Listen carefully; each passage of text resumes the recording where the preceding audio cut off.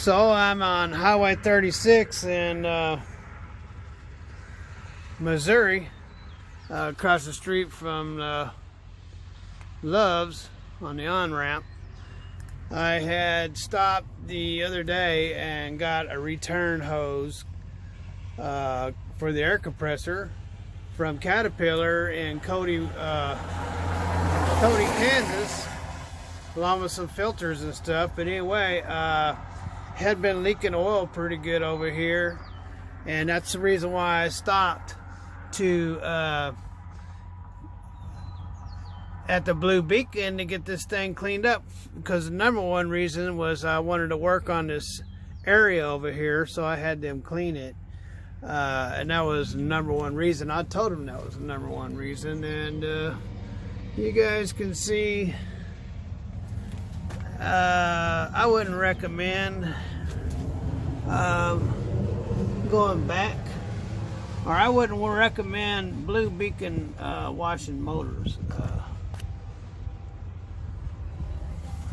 in Cody, Kansas. So anyway, so they got the front of it pretty good. Of course, that's what they were good at, was getting everything on the outside surface. But it rained all night and I drove all night, so the outside surface being washed wasn't for doing any good, because she's filthy. But that's the way the ball always bounces when you wash these beasts up. There's a rain cloud waiting for you. Just go ahead and wash it. So it's a work vehicle. So anyway, I just got cleaned up, got my arms, and still got a little bit of blue on me from the SOS pad, but yeah, all cleaned up and ready to close the hood and be done with that. The sad thing is that I don't believe that that was the problem, because that hose looked perfectly fine, and it's a beast. It looked perfectly fine when I took it off. And there was no wet oil on it anywhere, so I don't believe that that was the issue. I'm having a feeling that it's either the front case cover on the block, or maybe the seal on the power steering unit to the housing, or the air compressor unit gasket to the housing. So I have a feeling it's somewhere in there. So even though I just spent an hour working on the side of the road, I think it was all for nothing. I took off a good hose and put on a new hose, about all I did. And I discovered that Bluebeacon doesn't do a good job on washing motors, and when you go in there, and that's the number one reason I'm coming in here to wash the motor, pay them $90, and it wasn't any better than what it was before it was washed. Well, the front of it, of course, was clean, and then the rest of the truck wash, well, anyway, again, whatever, it's just one of them things. So I have 400 miles to go for my pickup. I know a lot of you are wondering why I would deadhead all the way from Denver to Michigan to go pick up a load. It's costing me right around $500 to deadhead over there, and so had I just took a load took cheap freight down to Florida, I'd be down in Florida. I would probably make $1,500 by Monday morning, and then I'd have to deadhead out of Florida on Tuesday. I'd try to find a load down there, and usually coming north from down there,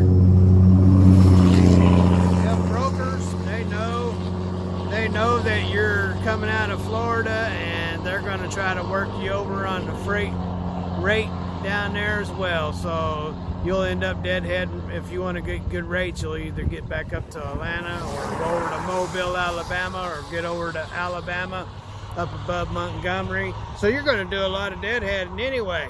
And so now I used to be able to go over to Salina, Kansas and find really good rates. But it wasn't so, and I didn't want to sit there all weekend and then come Monday morning and couldn't get a good rate.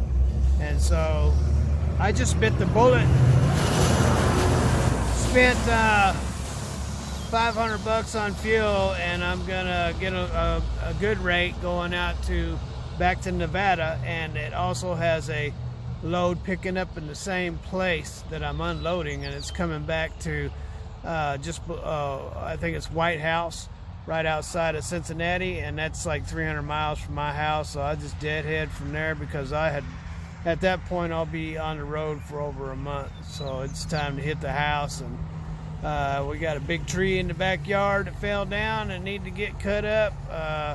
I got to put insulation around the top of my garage where the roof meets the sides, to keep the mud daubers out, because they'll make mud nests all over my Harleys and my Cadillac and everything else that they can get on, make a nest on. And man, they get them in weirdest places, up inside the breathers, carburetors, inside your mirrors, wherever they can get and hide that nest, they'll get in there and they'll build it. So I really need to fix that before they get too carried away. I know they're already working on it.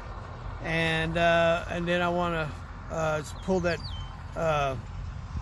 air compressor off and check the seal, and if that's okay, then probably check that power steering seal.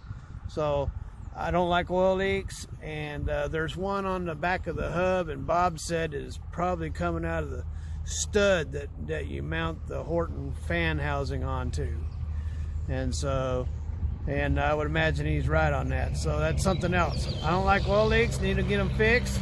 And then the AP unit, I want to pull that generator off and see if I can find somebody to rebuild it. If I can, cool. If not, then I'll have to shop around for one. But at that point, when I take it off, I should still be able to run the AP unit to charge my batteries. Just won't be able to heat and cool with it. And I need to get that fixed because I don't believe in running your big motor idling on the side of the road or in a truck stop, because that's excessive wear on a high dollar unit that you're making your money with, and don't want to do that. So anyway, so Saturday update, and yeah, it's been raining since about 9 o'clock last night, non-stop. Well, it's not raining now, but you can see it's not a very pretty day unless you're into this kind of thing. So anyway, God bless, peace. We'll talk to you guys later.